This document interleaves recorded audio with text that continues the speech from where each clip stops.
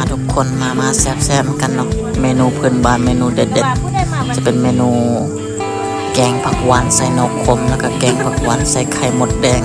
รวมทั้งมีหมกกบนำเนาะแล้วก็มีขัวผักกูดแต่ละเมนูถือว่าเด็ดๆทางนั้นเนาะ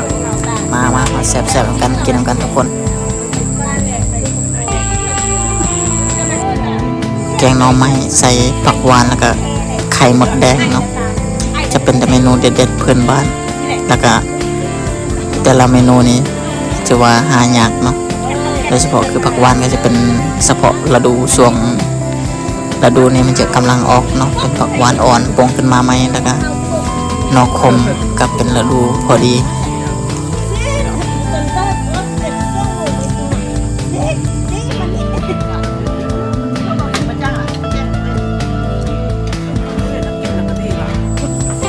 เมื่อนี้ก็พบพอกับบ่าวเรือนเส้นเก่าเส้นเคยเนาะอยู่เฮือนเส้นเก่า